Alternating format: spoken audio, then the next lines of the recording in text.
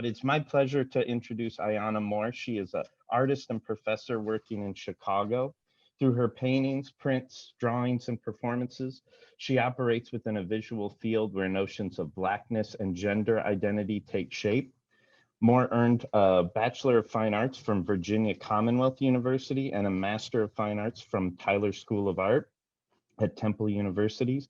Her exhibition record is vast all over the world at major museums and galleries, including the Museum of Contemporary Art in Chicago, DePaul Art University, the Museum of Contemporary Photography, the Andy Warhol Museum, One National Gay and Lesbian Archives at the University of Southern California, the Te Tahui Center for the Arts in Auckland, New Zealand, Proyecto ACE in Buenos Aires, the Urban Institute for Contemporary Arts in Grand Rapids, and the Studio Museum in Harlem, New York. Ayanah is currently an associate professor at the School of the Art Institute in Chicago. She's also held positions of associate professor of art at Carnegie Mellon University. She's held major residencies at the Center for Book, Paper, and Print at Columbia College, the Vermont Studio Center, and the Women's Studio Workshop. She has received 2 Pittsburgh Foundation Awards. She's also received an award for Studio for Creative Inquiry from Carnegie Mellon University. She has performances and public arts projects all over the country. She recently spoke at the University of Oxford at the Ruskin School of Art. Her artwork and practice has been reviewed by the Chicago Tribune, Art Forum, Art 21 Magazine, LA Weekly.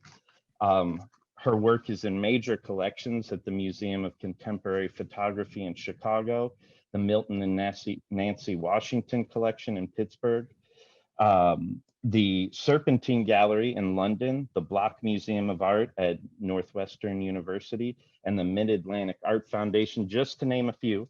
But please join me in welcoming Ayanah Moor.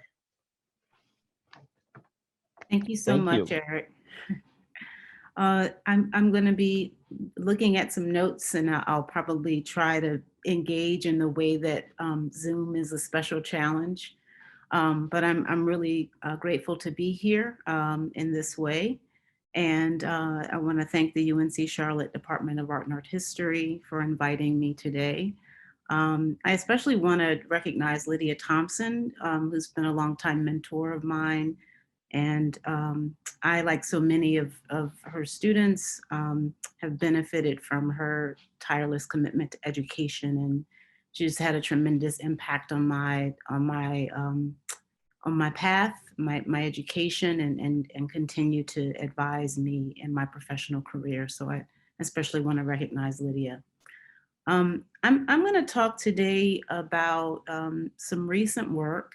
And one of the pieces will be kind of a frame for my talk. And I'm hoping that you'll kind of keep in the back of your mind this initial piece, because I view it as kind of the springboard for a number of images I'll share. I'm going to share my screen if I'm not doing that already. And is that looking okay, Eric? Okay, fantastic. Here's what I'm going to do today. I'm going to kind of thematically draw upon this language for you, and there's some contact information should anyone want to have a kind of follow up. I know there'll be a Q&A as well. So I'm going to speak today in a way that both draws upon my teaching for over about 20 years now, as well as thinking about any space of engaging an audience as a kind of performative opportunity. So I'm going to draw upon my kind of academic context, but as well draw a distinction between myself as a scholar versus an artist. I'm an artist first. I want to open my talk with this image. And it's a photograph that's in part selfie and part documentation of a recent work. The piece is located on the exterior wall of the DePaul Art Museum in Chicago. The DePaul Art Museum is a part of DePaul University. The work is titled For You, and it consists of 4 small paintings reproduced as 8-foot banners facing a subway or train platform. And the artwork was created specifically for this exhibition opportunity. For You revisits and reimagines a text-based artwork I created years earlier in 2013. And this piece, This Blackness is Just For You, uses the open-ended language structure of advertising to affirm and celebrate Black people while simultaneously expanding the possible interpretations of the message. I consider it subversive and disorienting at the same time. It's a proposition that operates on multiple registers depending on the social position of the viewer. For You alters the address through its multiplicity. It, in effect, is an affirmation, it's a question, it becomes a challenge or a joke. It can even be read as an indictment. I expand the multiple interpretations of this address by directly changing the order of the words. You for this is just Blackness. Is Blackness for you just this? My use of text as image takes its cue from signs of protest within the public sphere. I'm thinking about historic imagery. I'm thinking about images such as the iconic I Am a Man, placards from the sanitation worker strike of 1968, where the spectacle of gender was used to fight for fair pay. In effect, I am a man, therefore I deserve fair compensation. Glenn Ligon later complicates this sign by shifting the print into a painting. He points to the sign through a process of materiality by highlighting time and touch. He asks us to consider what relationship a gay Black man might have to this history. I'm also thinking about the kind of spectacle of alliance as illustrated by the popularity of current Black Lives Matter signs in the US. And in this case, these images are taken from an article, 19 Black Lives Matter Signs for Your Window, Yard, Bumper, or Flagpole. Here, a well-intentioned, albeit passive, demonstration of resistance is at work. These signs protect property, just as they affirm the value of Black people. These signs offer a safe declaration, absent direct address, that places the body at risk. The engagement of body and sign, gender and race, is at play in this 2005 work by Sharon Hayes. How might one study or examine a photograph? Further, what does it mean for an artist to explore historic gestures of protest? And here I'm really interested in a kind of familiar critique where one might suggest that Hayes is appropriating. Yet I find this a reductive response that upholds a kind of proprietary narrative, and it denies a complex engagement with history. This Blackness is just for you. For this Blackness, you just is.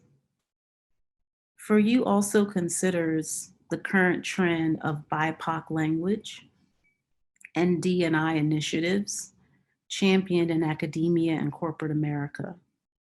The whirlwind shift from justice and equality towards diversity and inclusion is a phenomenon worth interrogating.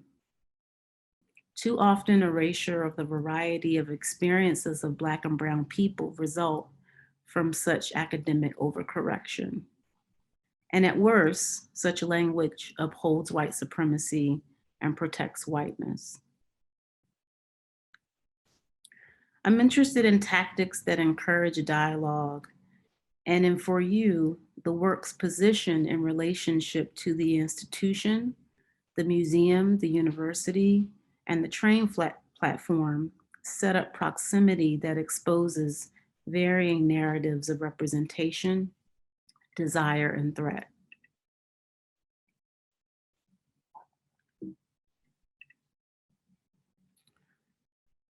The use of text in my work is often a play on words, inviting the reader viewer to engage in the construction of meaning with me. Whether appropriating existing text or messages I've authored, I'm drawn to statements that question, interrupt, or expand meaning. My work often engages subversive and demonstrative displays of Blackness that locate love, fear, myth, and desire. For me, text as image is a form of making that combines painting and language. My approach considers the paper as a space where content begins. Starting with a palette that is brown is often intentional. Building words using an inverted painting process where the space around each letter activates the marginal space, the Blackness that makes the letter visible. Since 2013, this painting has been part of the Braddock Carnegie Library Association Art Lending Collection.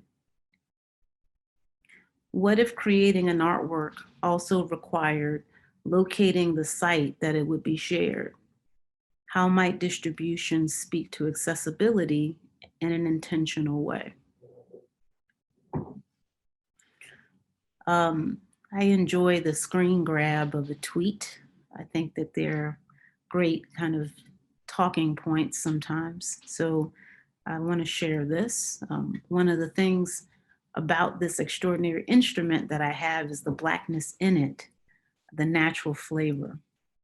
I'm equally interested in the mysticism, the myth making, the currency of Blackness. I wonder how we might acknowledge culture made in the most tragic of circumstances. And what does it mean to make as an act of liberation? In Armstead and Marina 2016, I was interested in how love might be depicted and what the space of loving looks like. This print work displays a house with various layers of ink covering its surface. Pinks and yellows bring color to the gray building. Splotches and stains mask and highlight. Red crayon charges the surface, adding energy to the image. The building is located behind Bracebridge Hall in Edgecombe County, North Carolina. The home of the former governor, Elias Carr. Bracebridge Hall has been designated a historic landmark, a plantation that includes the small house where my ancestors lived and worked. That's right, my ancestors were owned by the former governor of North Carolina. In order for me to be here, living and thriving at this moment, despite the terror of enslavement, the horror of not having possession of one's body, of servitude and bondage, this site must have also held love.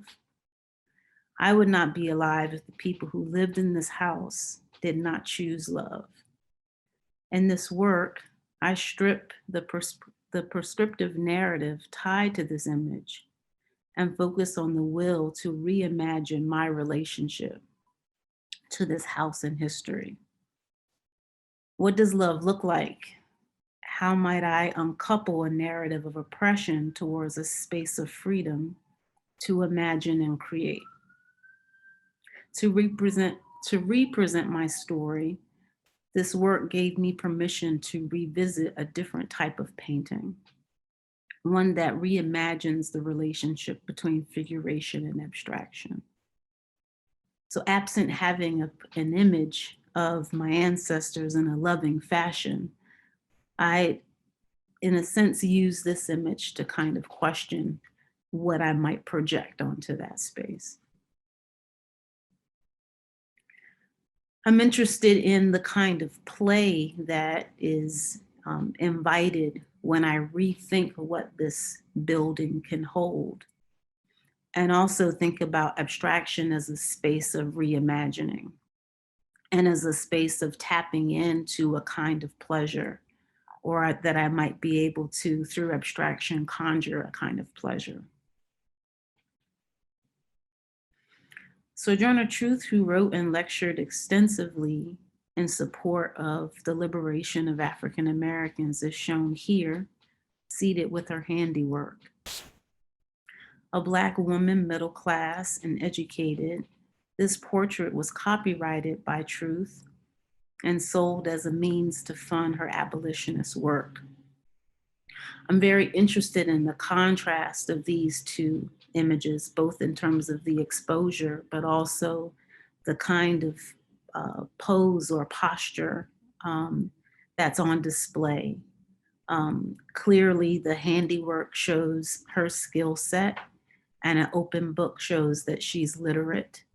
She also has attire on that speaks to, in a way, a certain standing, a certain class, as well as the expression on her face.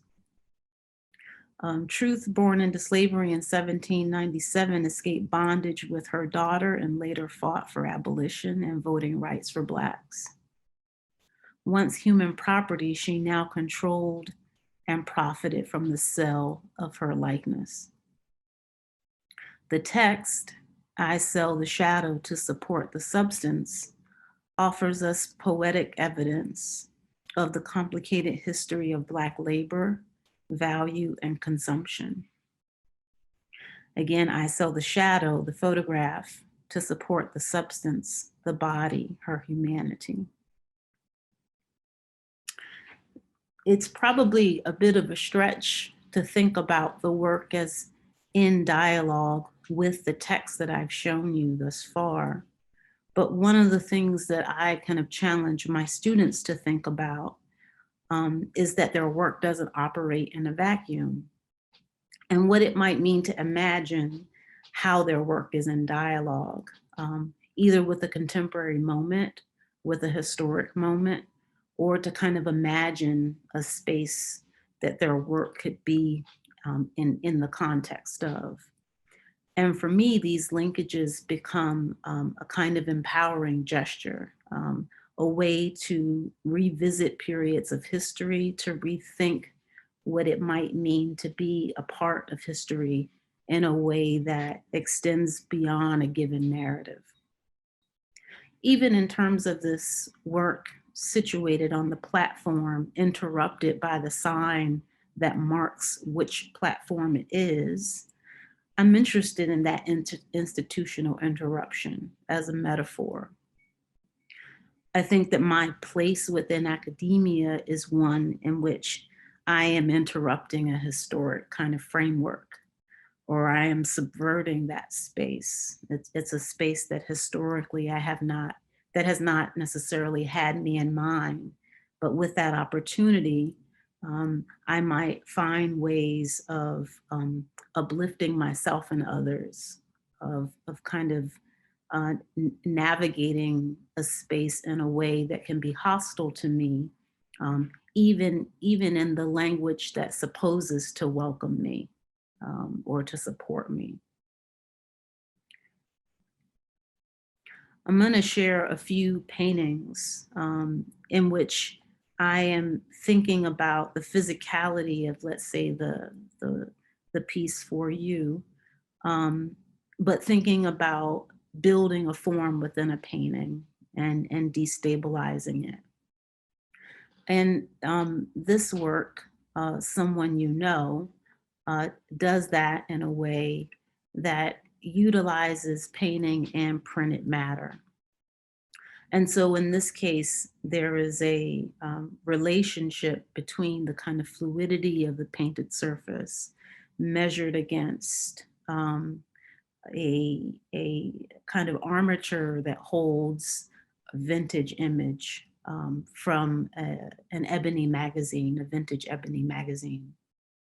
And the ad is one that showcases Avon, both a kind of entrepreneurial business endeavor and also a bit of a pyramid scheme, for those of you that might remember Avon. I'm very drawn to the intergenerational display in the photograph. The women who, the implication is that they are passing on this tradition of empowering themselves through their kind of business acumen. And they have on a very similar palette, and that they're selling makeup and the kind of implication of beauty and a kind of self-care. And for me, one way in which I destabilize or interrupt is to again imagine. So I like to imagine that the Avon is just an extension of painting, that the tradition of painting might be passed from woman to woman. Um, and so I kind of offer this odd extension from the painting to the printed material as a way to talk about that imagining, even in this precarious setup. There's also a palette that seems to extend from the garments that the women are wearing to the painting and back and forth. This is just a little detail of that.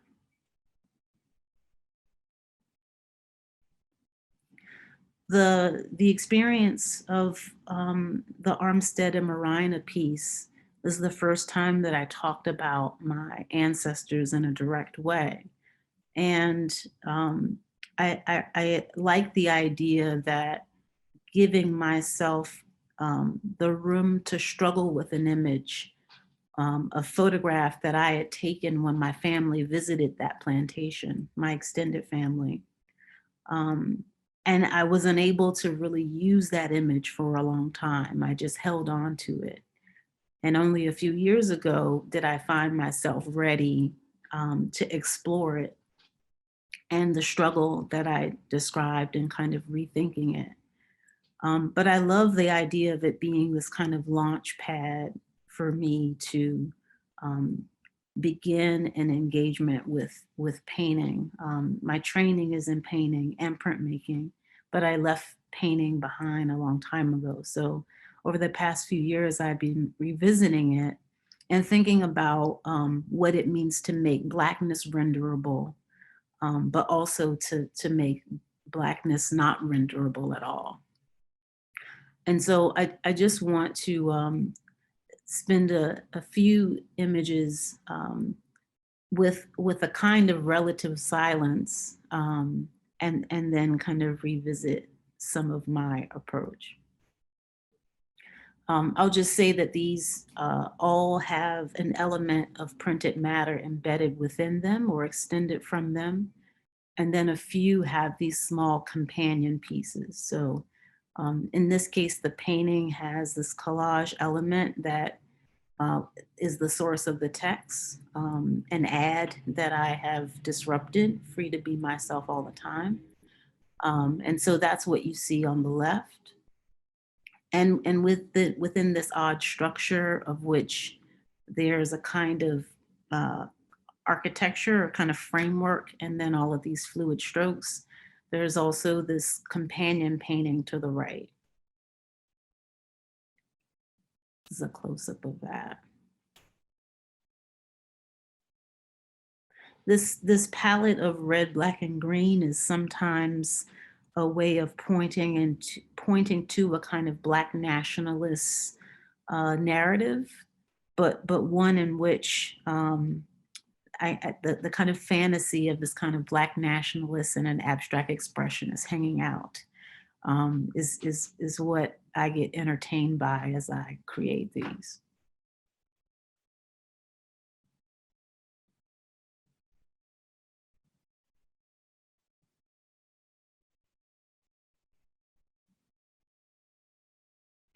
Diamond's Leg It in the Game similarly follows the same kind of setup. There are two images, one at the top of the painting, which is a more vintage image, and then below is a more contemporary ad.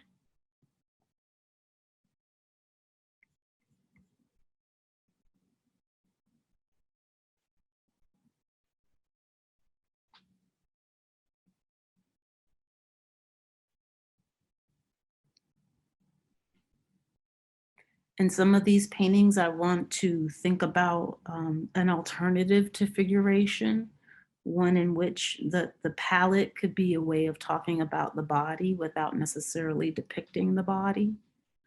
Um, and also a kind of battle between these really fluid treatments and these very rigid, kind of structured, for lack of a better word, architectural treatments.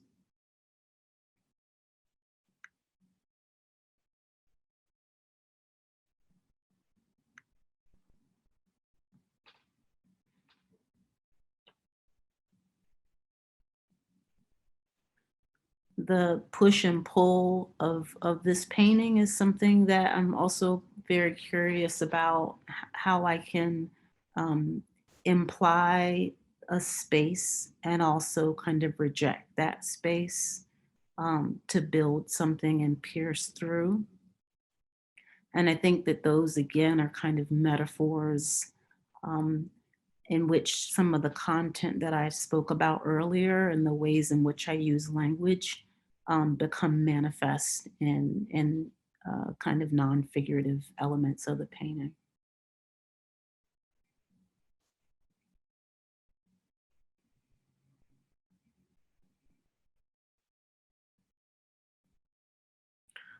And this is just another view of the For You piece at DePaul from the sidewalk off the elevated platform.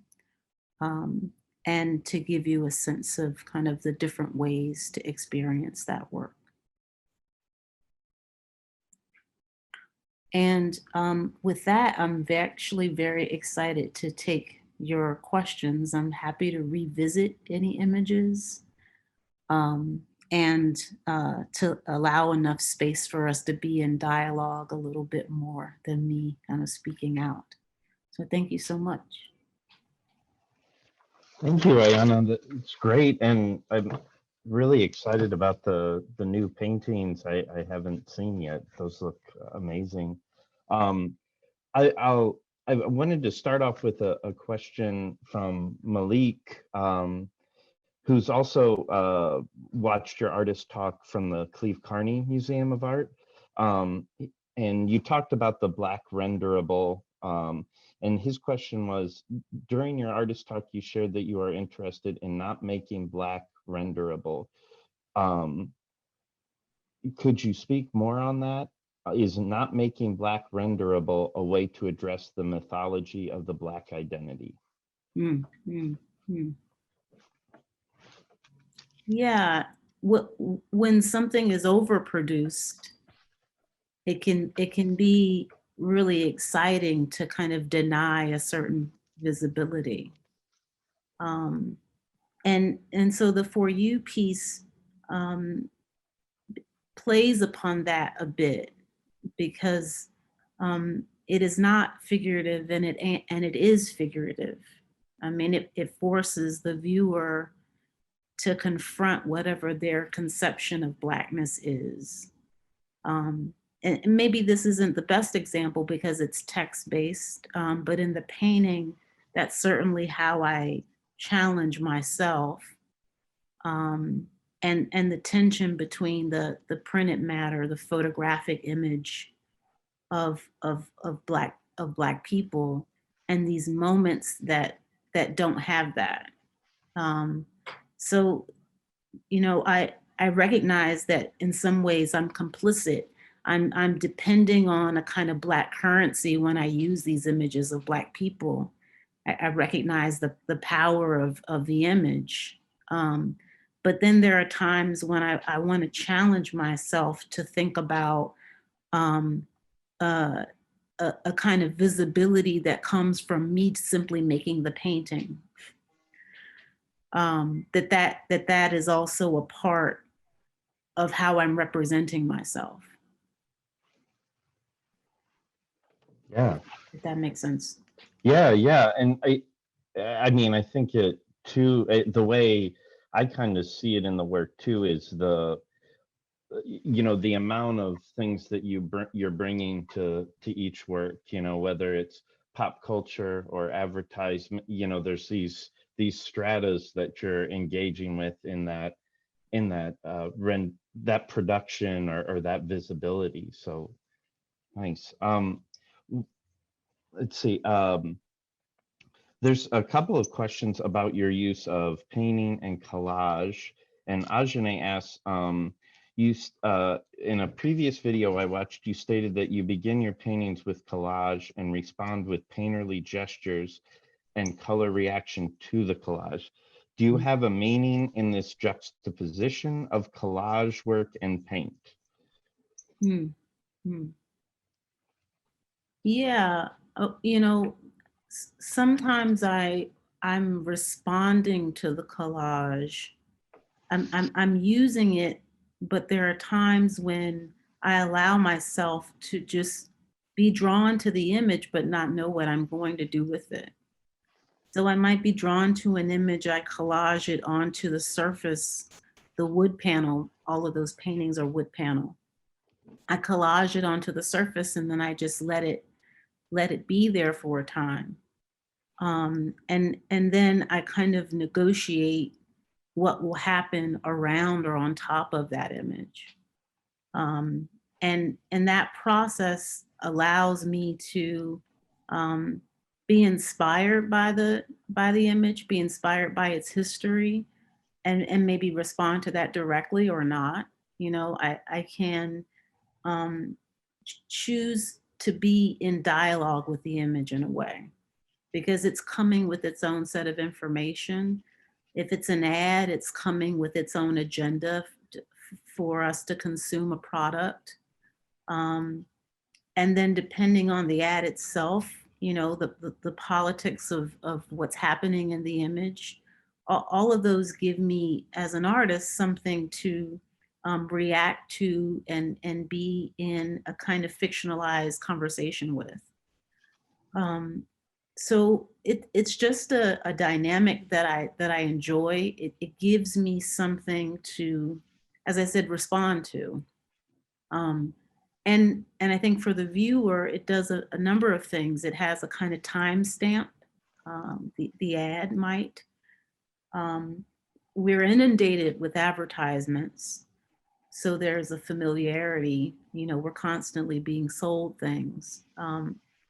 But I'm very attracted to the ad because, historically, at least in an American context, I recognize that consumption and the history of Black people go hand in hand in terms of, um, my people were the currency that built the country, right? So I'm very interested in the ad.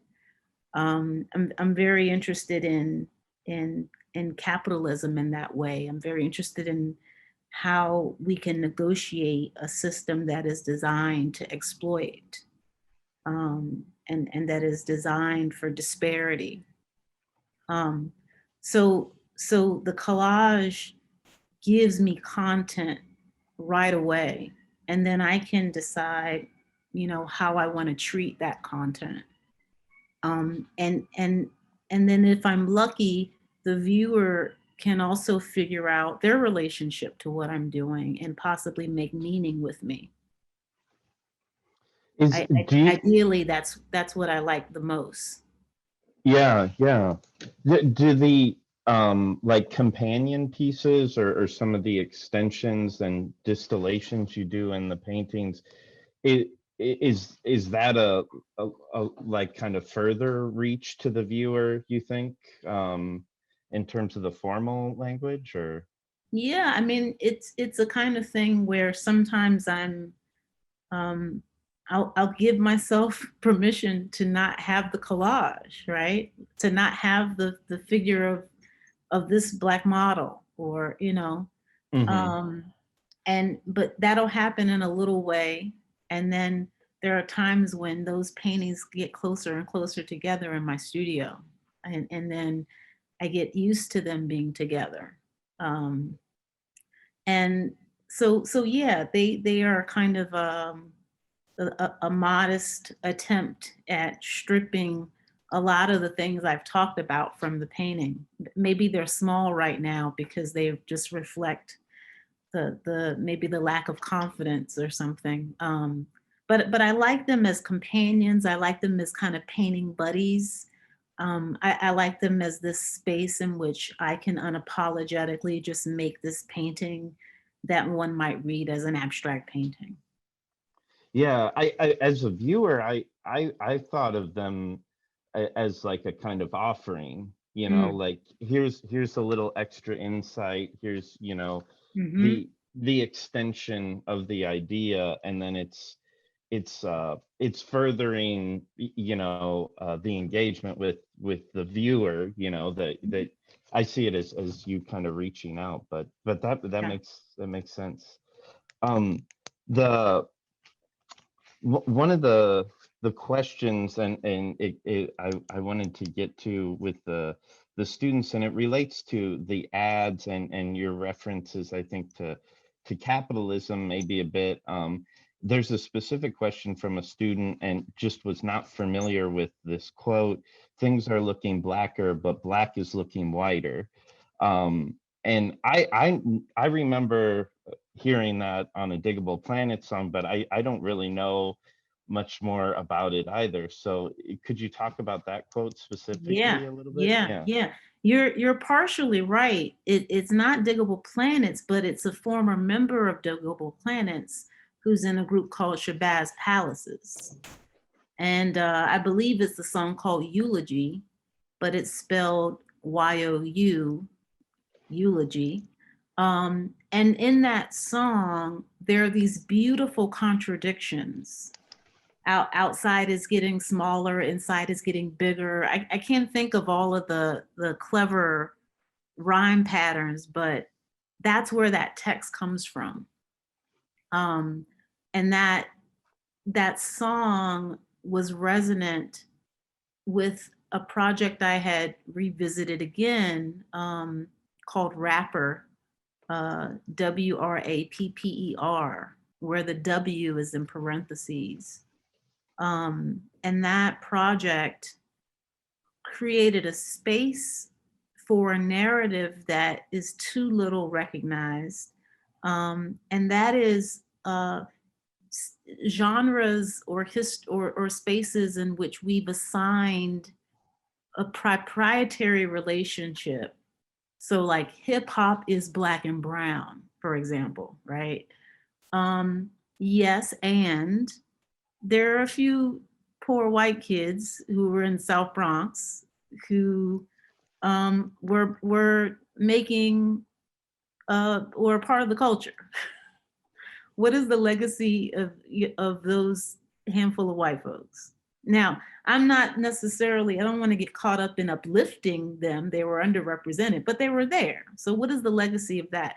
And also, what is the legacy of permission that historically Black folks have allowed when folks who are not Black perform something well? There's a grace and permission given on occasion, you know?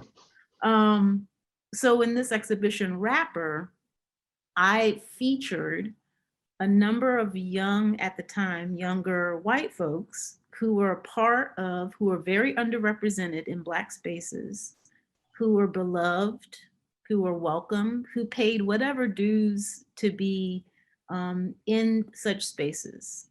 And sometimes this is class-based. So that exhibition um, was a handful of videos that I captured these artists performing in the way that they would also perform along with the other Black and Brown people in such spaces. And so the familiar critique of appropriation doesn't quite apply in that instance. When you are expressing yourself in a form that you feel relationship to and of which you have been embraced. Um, and so to complicate it, I reference the Shabazz Palace's song, but not as an indictment, Mhm. as a way of talking about Blackness unbound, in a way of talking about Black influence, in a way that we might say, we might knock on wood when we want something to be, right? Knock on Mhm. wood, right? Which is an African, gesture, that we don't acknowledge, right? So that's where that text. That's a long story, but forgive the monologue. But that's where that text comes from, and that's what I was aiming to address with that text. No, that thank you for the monologue. That's what you're here to do, right? But I didn't know that about knock on wood either. So yeah. So thank you. Knock on wood. Um, Or to tote something, right? oh, okay. TOTE, right? If you look Yeah. at the etymology of tote, Hmm. um, it talks about it being a kind of antebellum era word, but its origin are the African peoples who were enslaved, toting something on your head, Oh, you know, okay, right. to tote at your leisure. You can check it out. Yeah, yeah. Thank you. I was gonna encourage people to write in some live questions, but someone Yeah. already has. So as a Am I as an still artist, sharing screen? yeah, yeah, but I thought maybe if you wanted to, I mean, whatever's comfortable, but you No, can no. share. I was just wondering, I just clicked on one of the questions and I didn't know if you could see it because I'm sharing screen or you just see the image that I posted. Oh, I can see both. I can see Okay. both, but you see the question as well. So, Yeah. um, so as an artist of color, I often struggle between creating work that's socially conscious without letting that message stand in the way of the efficacy of my work. What have you found to be helpful in this regard? And an extension too, of this, the writer goes on and says, I often wonder how closely tied to internalized racism the feeling of self-editing is, and should I be less concerned with such things? Mm, mm. Yeah. Thank you for the question. I mean, there is a lot. There's a lot here. There's a lot in this question. Um, there are different works that can have different intentions. Um, there, right. I'm kind of inspired in my painting to do all kinds of things. I almost overwhelm the painting with techniques and strategies because I think materially I'm so interested in a kind of complexity that I'm denied, um, of a kind of Black people like this. uh, and so in my painting I think that that's a space where I almost want the painting to be hard to look at. There are times when I don't want it to be this kind of neat thing that's easy to understand. um, I almost, there are times when I want a kind of tension between its appeal and it being something that is maybe painful, that it can have a quality that pushes you away and draws you. um and and and so maybe that's a kind of response to some of what is coming up in this question, right? Like the racism depends on a simplification. It depends on a flattening. The history of blackface, the history of kind of antebellum era minstrelsy is to reduce the beauty of the browns, the range of the browns, into black makeup with lips that all look the same size and eyes that all look big, right? Um, and so I'm very aware of the history of that kind of imagery, but how those stereotypes propel into continued narratives that support notions of Black culture being this, you know, the Black community being this. So in answering your question, I would say that there are a number of works in which I want to explore these different histories, but I don't have one piece that's doing it all. I wouldn't limit myself in that way. And so I think that there are, and I'm just kind of looking at the question as I'm trying to answer it, as I'm thinking through the answer. But I think it's okay that some works have a hard hitting message, and there are other times that you want to challenge yourself to operate in a subtle way. Um, I think that there are certain pieces that you might allow yourself to operate in code. Not everything is readable to everyone, right?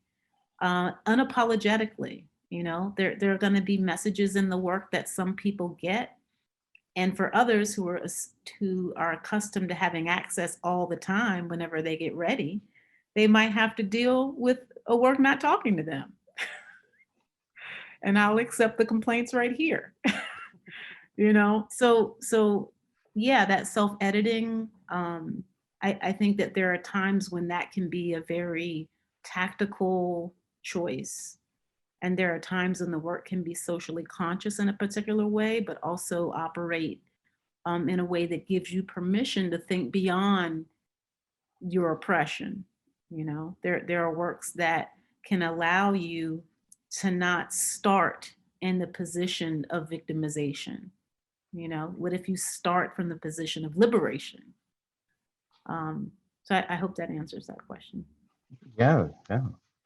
Um, Thank you.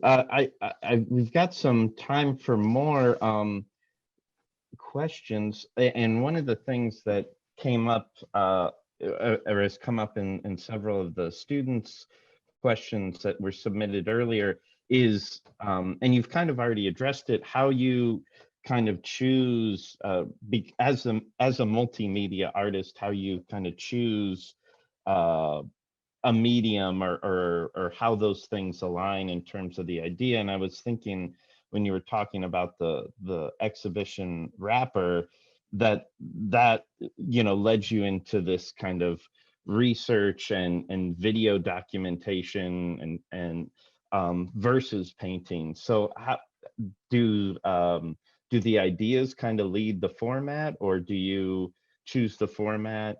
Can you talk to, yeah. Yeah. There's, in a way, I wonder if this is what characterizes certain artists right now who are less married to a kind of market-driven single medium. I am a painter. Um, Hmm. Even in my choice of print media in printmaking, um, I think I was attracted to the kind of underdog quality. I think I was attracted to a kind of class-based association that I had as an undergrad um, with print. That I enjoyed painting and print. My undergraduate degree is a kind of dual, not 2 degrees, but it was in painting and printmaking, my BFA. But when I chose print in graduate school, I think it was there was something about the distribution and the multiplicity and that felt really very class based. But like a kid that plays hard and can transform a box or seek out an expensive toy, right? I think that's the spirit that I have around media. Um, that my openness to discipline means that I don't have to be an expert all the time, that I can um, choose to pursue a tool because I want to learn the tool and make something with the tool. And I can decide to um, skill share with peers, and that I can be inspired to learn in a way. So that has led me to seek out folks that know video when I want to make a video piece. Um, and then at the end of that piece, I feel like I have a little bit more info and I can kind of maybe be more independent next time. Um, but I've always thought about myself as an artist who uses lots of different tools rather than a kind of single medium artist. And that has both allowed me to avoid this notion of mastery um, versus being knowledgeable or being familiar with. Um, and I'm just constantly in a space of learning in that sense. But it means that sometimes the work might um, look like it that I'm not a master. And for me that can be okay. I suppose we have to decide what our own measure of success is. Well, and I think of that idea you mentioned at the beginning about of your talk about teaching and your students and encouraging them to think of the work as a dialogue. Hmm. And I relate that to in your work to the choices of or the different pursuits of the medium that you might use, that the dialogue is and how to get that message active and out there is what the what the primary is, and whether it's a painting or a performance. Yeah. um, I mean, it's definitely, um, this, pardon the anecdote, but, there are lots of different ways to travel, right? Like you can drive yourself, you can get a car, you can get a Lyft or one of those ride shares. You can use a skateboard, you can skip, um, you can walk with a friend. Um, you don't necessarily always choose it because it's the most efficient. Sometimes you just want to walk because you want to hear what's around you and you want to see a bird maybe, or you want to experience the sun on your forehead, or you there aren't times where you're limited to just how efficient. And sometimes I found that students might say, what's the most effective way for me to get this message out? And that's just not what art necessarily is for, right? I think the beauty of art is that it's not based necessarily on efficiency. mhm, It's based on a material engagement that might allow for pleasure. mhm, It might allow you to go at a different speed. It might allow you to create a situation where 20 people walk with you so that you have a shared experience. And that's what I'm very much drawn to. That I can choose different media because I want to have a different kind of experience. Not because this is advertising. right, right, yeah. Well said. Yes, yeah. Awesome. Well, I really appreciate you taking the time, and it's great to hear your insights and see the work, and thank you so much, Ayanna. This has been a real treat. Thank Marek, you, Derek. oh yeah, sorry, Ayanna. That's okay. Hello. Yeah, Hi. really fantastic presentation, and I think very, very thoughtful. I think all of us really enjoyed it. It's very different to look at the work and very different to actually listen to the artist's intentions and kind of intellectual deliberations related to the actual production process. Thank you very much. We will continue next week with another visiting artist, but this was certainly a treat. I hope everybody enjoyed it. I want to thank you all again for being here. The challenge of teaching and learning through these platforms continues, but I'm certainly grateful for the space to share my work with you, and I want to wish your students the best and hopefully something was resonant. But thanks for the opportunity. Thank Thank you, you. Ayanah. Thank you. And hopefully.